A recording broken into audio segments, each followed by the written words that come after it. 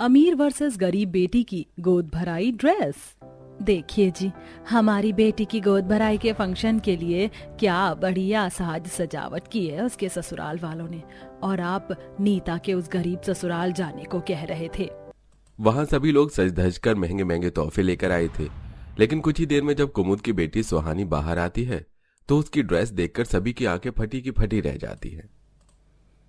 क्यों समधन जी, यही संस्कार दिए हैं आपने अपनी बेटी को? अरे इतना खर्चा किया है इसकी गोद भराई के लिए, लेकिन इसने ये घटिया सी ड्रेस पहनकर सब कचरा कर दिया। माँ पापा, अगर छोटी की गोद भराई हो गई हो तो आप लोग मेरे साथ चलिए। आप लोग वहाँ के खास मेहमान हैं, आपका इंतजार हो रहा है वहाँ। अरे ये भी तो इन्हीं की बेटी है ना, देखो जरा, इसकी भी गोद भराई है, लेकिन कितने सलीकेदार कपड़े पहने इसने, और एक छोटी बेटी है जो आपके संस्कारों की धज्जियां उड़ा रही है। आखिर सुहानी ने ऐसी कौन सी ड्रेस पहनी थी जिसके कारण गोद भराई के फंक्शन में उसकी माँ कुमुद के संस्कारों पर उंगली उठने लगती है। जानने के लिए चलते हैं कहानी में कुछ समय पीछे। नीता और सुहानी दोनों बहनें थीं। जहां नीता की शादी एक गरीब घर में तय हुई थी, तो वहीं सुहानी की शादी एक बहुत ही अमीर घर में तय हुई थी। दोनों की शादी का जोड़ा जब घर आता है तो सुहानी महंगा लहंगा पसंद करती है। सुहानी बेटा, वो कलर नीता का मनपसंद है, इसलिए ये लहंगा हमने उसके लिए लिया है। छोड़िए, अब इसे ये पसंद आ गया है। वैसे भी नीता के ससुराल वाले इतने गरीब हैं कि अगर नीता को लहंगे की जगह साड़ी में भी शादी करनी पड़े ना, तो उन्हें कोई दिक्कत नहीं होगी। ये कैसी बातें कर रही हो तुम?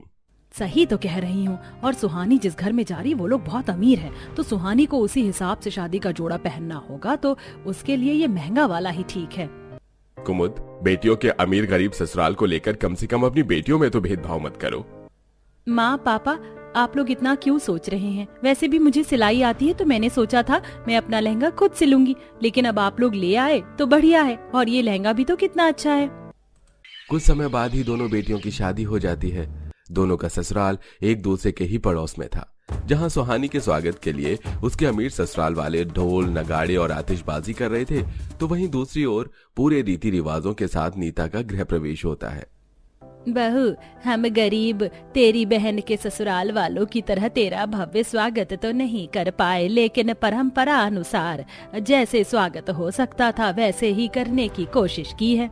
माँ जी, स्वागत तो दिल से किया जाता है, दिखावे की कोई जरूरत नहीं होती है। नीता की बात सुनकर उसकी सास उसकी बलाएं लेती है। जहां सुहानी के घर में नौकर चाकर थे, तो वहीं नीता को सारे घर का काम खुद ही करना पड़ता था। दोनों बहनें अपने अपने ससुराल के माहौल के हिसाब से ढल चुकी थीं। एक रोज सीढ़ियों से उतरते हुए अचानक ही सुहानी को चक्कर आ जाते हैं, तो उसकी सास उसे संभाल लेती है। अरे बहू, क्या हुआ? तू ठीक तो है ना? पता नहीं माँ जी, चक्कर से आ रहे हैं। तू यहाँ बैठ, मैं अभी डॉक्टर को कॉल करती हूँ। बधाई हो कोकिला जी, आपकी बहू प्रेग्नेंट है।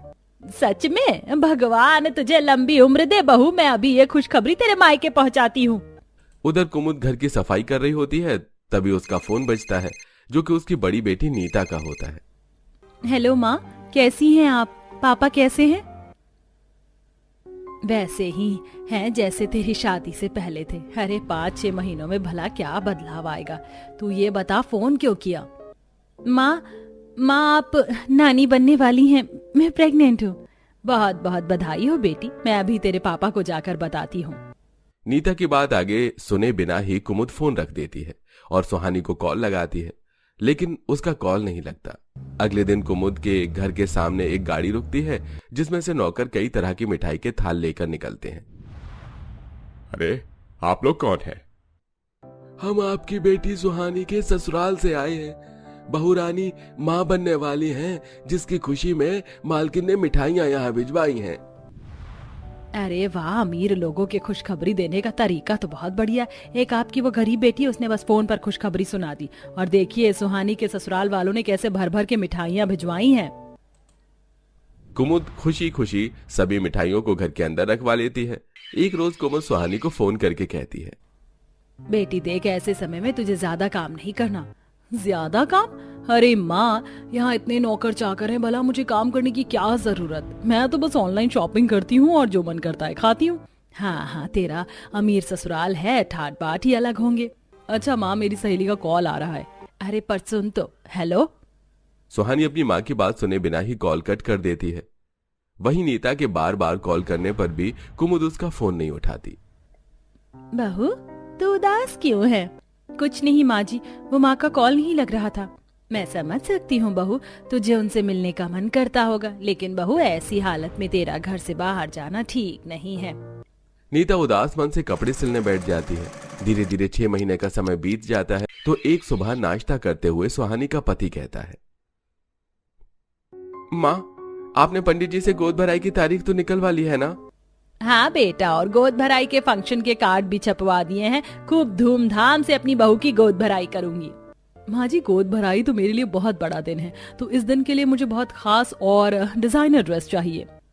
अरे ये कोई पार्टी नहीं है जो तुम डिजाइनर कपड़े पहनो। इस दिन तो सब बड़े बूढ़े तुम्हें आशीर्वाद देने आएंगे। तो क्या हुआ, मुझे मेरी पसंद की ड्रेस पहननी है बस। ठीक है बहू, लेकिन ध्यान रहे ये जो तू छोटे कपड़े पहनकर घर में घूम लेती है ना, ऐसा कुछ मत पहनना। आप चिंता मत करो माँ जी, मैं ऐसी ड्रेस पहनूंगी कि सबकी नजर मुझ पर ही होगी। सुहानी अपनी गोद भराई के लिए ऑनलाइन ड्रेस देखने लगती है तो वहीं नीता के ससुराल वाले उसकी गोद भराई के खर्चे को लेकर परेशान होते हैं। माँ, पंडित जी ने गोद भराई की पूजा के लिए सामान मंगवाया था, वो 3000 का आया है। अभी आने वाले लोगों के लिए नाश्ते का बंदोबस्त भी करना है। इससे पहले बहू गोद भराई में क्या पहनेगी, वो कपड़े भी तो लेने हैं। नहीं नहीं माँ जी, नए कपड़े लेने पर फालतू खर्चा क्यों करना। नहीं बहू, कैसी बात कर रही है, नए कपड़े जरूरी हैं। आप चिंता मत कीजिए माँ जी, मैं अपने लिए अच्छी सी साड़ी सिलकर तैयार कर लूंगी। तभी कावेरी उसके सिर पर हाथ रखकर मुस्कुराती है। जहां सुहानी का अमीर ससुराल उसकी गोद भराई के लिए साज सजावट कार्ड छपवाने में खर्चा कर रहा था, तो वहीं नीता के गरीब ससुराल वाले भी अपनी हैसियत के अनुसार उसकी गोद भराई की तैयारी कर रहे थे, जिसके लिए नीता की सास खुद उसके मायके जाकर न्योता देती है। हाय हाय, जिस दिन सुहानी की गोद भराई उसी दिन नीता के ससुराल वालों ने भी उसकी गोद भराई रख ली। पर देखो, पहले तो हम सुहानी के ससुराल ही जाएंगे। भला ऐसा क्यों? सुहानी के घर से कार्ड आया है और नीता की सास तो खुद आकर न्योता दे गई हैं। तो क्या हुआ, वो अमीर लोग हैं, थोड़ी ना सबके घर डोलते रहेंगे, और वैसे भी ये गरीब लोग हमारा स्वागत भी ठीक से नहीं करेंगे। कुमुद की सोच सुनकर उमेश हैरान रह जाता है। सुहानी गोद भराई में पहनने के लिए ऑनलाइन महंगी ड्रेस मंगवाती है तो वहीं नीता अपने हाथों से अपने लिए गोद भराई के लिए कपड़े सिलती है। अब गोद भराई के दिन कुमुद और उमेश तैयार होकर सुहानी के ससुराल पहुंचते हैं और वहां का इंतजाम देखकर बहुत खुश होते हैं। लेकिन जैसे ही सुहानी रस्म के लिए नीचे आती है, उसकी टांगे दिखने वाली ड्रेस देखकर सब हैरान हो जाते हैं।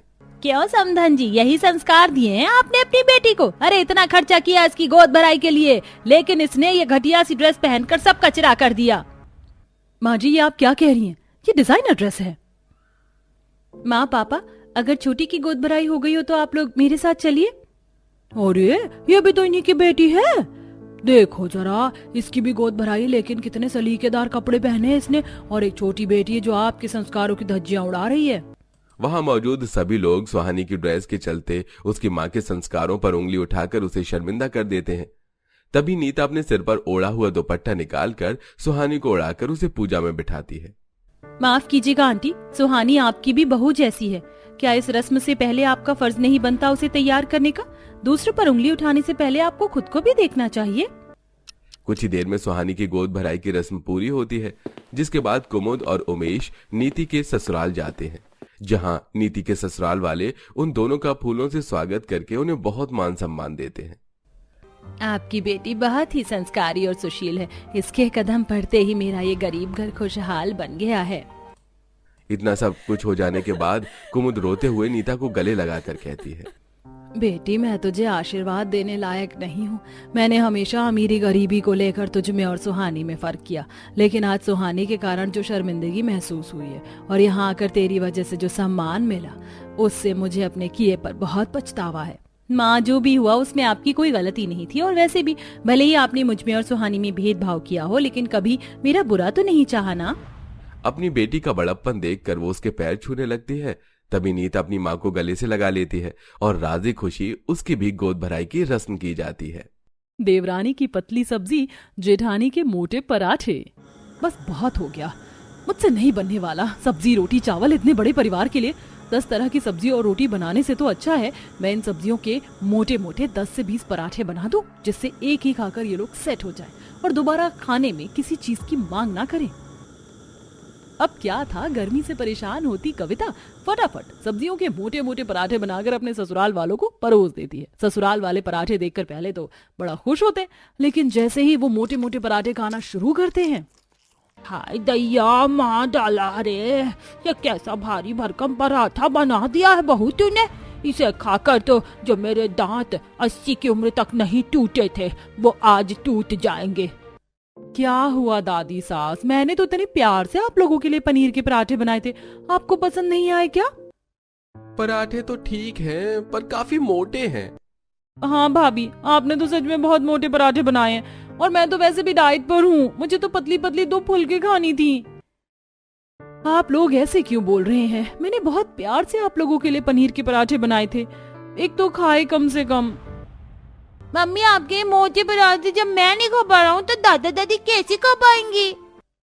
चुप कर तू, अगर तूने ये मोटे पराठे खत्म नहीं किए ना तो यही मोटे पराठे तेरे स्कूल टिफिन में पैक कर दूंगी। अब परिवार वालों के इतना समझाने पर भी कविता ऐसे ही लगातार मोटे मोटे पराठे बनाकर अपने ससुराल वालों को खिला रही थी। तभी एक दिन जानकी खिसियाते हुए कहती है, अरे बस कर बहू, तेरे तो पराठे बनाने बंद ही नहीं हो रहे हैं। अरे पराठे भी पराठे जैसे बने तो इंसान खाए भी। ये हाथी जैसे पराठे रोज रोज बनाकर हमारे आगे परोस देती है। अरे हमारी तो जुबान तरस गई दाल रोटी सब्जी चावल चटनी खाने को। हाँ, मैं पागल हूँ ना जो इतना लंबा चौड़ा परिवार के लिए 10 तरह की सब्जी रोटी चावल चटनी बनाऊं। पर माँ जी, मैं तो आप लोगों के लिए प्यार से पराठे बनाती हूँ।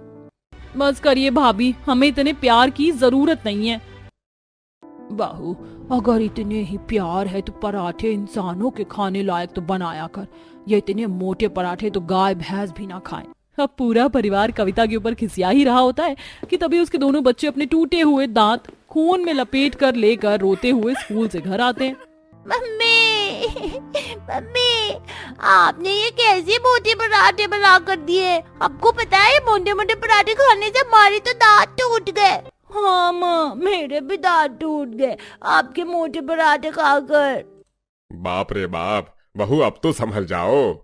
रहने दीजिए, ये नहीं समझने वाली। आज मेरे छोटे छोटे बच्चों के दांत तोड़ रही है, कल को हमारे भी तोड़ेगी। इसे सुधारने से तो अच्छा है कि मैं इस घर में अपने छोटे बेटे की बहू ही ले आऊं, जो हमें तरह तरह की सब्जी दाल चावल रोटी बनाकर खिलाएगी।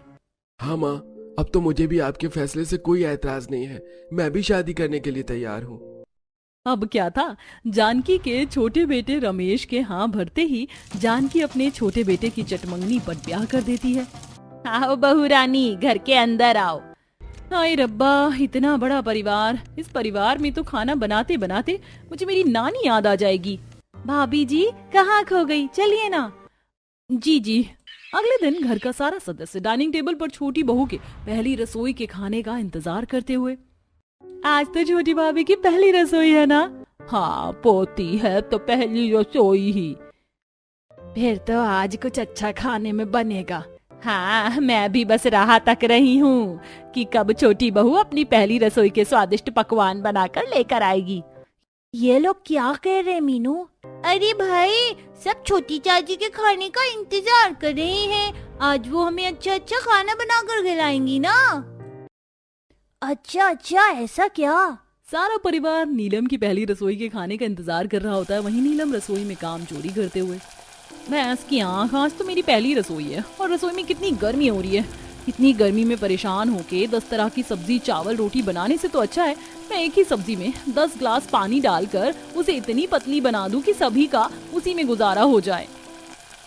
अब क्या, फुल ऑन काम चोरी करते हुए नीलम एक ही सब्जी में 10 गिलास पानी डालकर उसे लपालप पतला बना देती है। जेठानी जी, मैंने सब्जी बना दी है, आप एक काम करिए, रोटी चावल बना लीजिए। क्या रोटी? इतनी सारी रोटियां चावल मैं बनाऊं? ना बाबा ना, ये सब करने से तो अच्छा है देवरानी जी की सब्जी के साथ मोटे मोटे 5 से 10 पराठे बना देती हूँ, जिससे एक ही पराठे में सबका पेट फुल हो जाए। अब क्या था, उम्मीद से ज्यादा काम चोरी करते हुए देवरानी अपनी पतली सब्जी और जेठानी अपने मोटे मोटे पराठे डाइनिंग टेबल पर बनाकर परोसती है, जिसे देखकर परिवार वाले कहते हैं, अरे ये क्या, सिर्फ सूप बनाया है? बहू, रोटी चावल ये सब कहाँ है? ये तो आप जेठानी जी से पूछिए, मैंने तो सिर्फ सब्जी बनाई है। अच्छा ठीक है, अगर सब्जी ही बनाई है तो सब्जी है कहाँ? ये तो रही माँ जी, आपके आगे कटोरे में लपालप भरी हुई है। क्या कहा? ये सब्जी है? बहू, ये तो ऐसा लग रहा है किसी ने खाना खाकर इस कटोरी में अपना हाथ धो दिया हो। क्या दादी सास, आप भी बड़ी मजाकिया हैं। अरे यही सब्जी है, बस थोड़ी पतली हो गई है। खाकर बताइए ना कैसा बना है। समझ में ही नहीं आ रहा है बहू, इसे खाएं या पिए। अब दोनों देवरानी जेठानी को 1 से 1.5 घंटे का लेक्चर देने के बाद पूरा परिवार वही पतली सब्जी और मोटे पराठे खाकर अपना पेट भरते हैं। अब इसी तरह देवरानी बार बार पतली सब्जी और जेठानी अपने मोटे मोटे पराठे बना बना कर ससुराल वालों को खिला रही थी। तभी एक दिन जानकी, छोटी बहू, मैं ये पालक और गोभी लेकर आई हूँ। तू आलू गोभी की मसालेदार सब्जी और पालक को सूखा भूंजकर उसकी भुजिया बना ले। बाकी बड़ी बहू, तू उनके साथ रोटी और चावल बना लेना। और खबरदार, जो आज किसी भी तरह की कोई गलती की तो, क्योंकि आज घर में तेरी चाची सास और मौसी सास आ रही हैं। सास के रसोई से जाने के बाद, तो जेठानी जी, आप चावल और रोटी बना रही हो क्या? बिल्कुल नहीं, इतनी गर्मी में इतने लंबे चौड़े परिवार के लिए मैं अकेली गर्मी में खड़ी होकर रोटियां नहीं बेल सकती। वही तो जेठानी जी, मैं भी ये पालक और गोभी की सब्जी नहीं बना रही। अगर मैं इनको बनाने में लग गई ना, तो मुझे इसके साथ दाल भी बनानी पड़ेगी, क्योंकि इतनी सी सब्जी में तो किसी का गुजारा होगा नहीं। और इतनी सारी सब्जी बनाने से तो अच्छा है कि मैं एक ही सब्जी में 10 गिलास पानी डालकर उसे ही पतली सब्जी बनाकर सबको खिला दूं। अब इतना समझाने के बाद भी देवरानी अपनी पतली सब्जी और जेठानी अपने मोटे मोटे पराठे को डाइनिंग टेबल पर परोसती है। तभी दोनों देवरानी जेठानी की चाची सास और मौसी सास उनके खाने को खाने की कोशिश करती हुई, अरे जानकी, तेरी बहू ने ये भारी भरकम पराठे आटे से बनाए अंबुजा सीमेंट से। इतनी देर से कोशिश कर रही हूँ, पर मजाल है कि एक टुकड़ा भी टूट जाए। दूसरी तरफ अंजनी मोटे पराठे को तोड़कर जैसे ही पतली सब्जी में डुबोकर खाने की कोशिश करती है कि सारी सब्जी उसके ऊपर ही गिर जाती है। ओहो, हाँ, जानकी, तेरी बहू ने सब्जी कैसी बनाई है? सब्जी कम सब्जियों का वाटर पार्क ज्यादा लग रहा है। अरे इतना पानी कौन डालता है सब्जी में? बहू, ये सब क्या है? तुम्हें समझाया था ना कि आज रोटी चावल और साथ में सूखी सब्जी बनानी है। उसके बाद भी तुम दोनों देवरानी जेठानी ने ये पतली सब्जी और मोटे मोटे पराठे बनाए हैं। माँ जी, मैं कब से आपको पतली सब्जी बनाकर खिला रही हूँ। अब तक तो आपको समझ आना चाहिए कि मुझे सिर्फ पतली सब्जी ही बनानी आती है। और माँ जी, आपको ये भी समझ आना चाहिए कि मुझे सिर्फ मोटे पराठे बनाने आते, पतली पतली रोटियां नहीं। क्या कहा? पतली सब्जी मोटे पराठे? इसका मतलब जानकी, तेरी बहू हमें रोज ऐसे ही पतली सब्जी और ये भारी भरकम मोटे पराठे खिलाएंगी? ना बाबा ना, बहुत हो गया मिलना जुलना। मैं तो आज ही जा रही हूँ अपने घर। बुरा मत मानियो जानकी, पर अब मैं भी नहीं रुकूंगी। तभी मेहमानों के जाने के बाद दोनों देवरानी जेठानी बालकनी में खड़ी होकर, देखा जेठानी जी, पतली सब्जी बनाने के फायदे। पतली सब्जी बनाने के बाद हमें 10 तरह की सब्जी नहीं बनानी पड़ती। और अगर गलती से मेहमान आ जाए तो वो भी ज्यादा देर तक टिक नहीं पाते ऐसी पतली सब्जी खाकर। सही कहा देवरानी जी, इसीलिए तो मैं भी यहाँ पर जानबूझकर मोटे मोटे पराठे बना दूं, ताकि गर्मी में पतली पतली रोटियां ना सेकनी पड़े। तभी दूर खड़ी उषा, जानकी, सुनीता सारी बातें सुनकर, अच्छा बहू, तो ये है कारण देवरानी की पतली सब्जी और जेठानी के मोटे मोटे पराठे बनाने का? तुम दोनों के काम चोरी की वजह से मेरा पूरा परिवार कई महीनों से ठीक से खाना नहीं खा पा रहा है। और आज तो रिश्तेदार भी खाने पर से उठकर चले गए। आजकल की बहुएं तो जिम्मेदारी निभाती कम और बिगाड़ती ज्यादा हैं। नहीं माँ जी, आप गलत समझ रही हैं। तो फिर सच क्या है? माँ जी, सच तो ये है कि हम दोनों देवरानी जेठानी से इतने बड़े परिवार का खाना अकेले नहीं बन पाता। हमें लगा कि अगर हम घर में नौकरानी रखने की बात करेंगे तो आप हमें गलत समझोगे। तभी वहाँ आते घर के बाकी सदस्य ये सारी बातें सुनकर, बहू, अगर तुम परेशान थी तो एक बार कहती तो। हाँ, सही बात है। तुम्हें एक बार हमसे कहना चाहिए था ना। तुम जबरदस्ती ऐसा खाना बना रही हो जो पूरा परिवार ठीक तरीके से खा भी नहीं पा रहा है। और तो और, कल बच्चों की भी स्कूल में तबीयत खराब हो गई थी। मुझे हाफ टाइम में उन्हें स्कूल से वापस घर लाना पड़ा था। गलती हो गई हमसे। हमें आप लोगों से अपनी परेशानी शेयर करनी चाहिए थी। अब पूरा परिवार बहुओं की गलती को माफ करते हैं। इसके बाद वो बहू की परेशानियों को देखकर घर में 1-2 नौकरानियां रखते हैं, जिनकी मदद से अब दोनों देवरानी जेठानी अपनी स्वादिष्ट पकवान बनाकर अपने भरे पूरे परिवार को प्यार से खिलाने लगती हैं।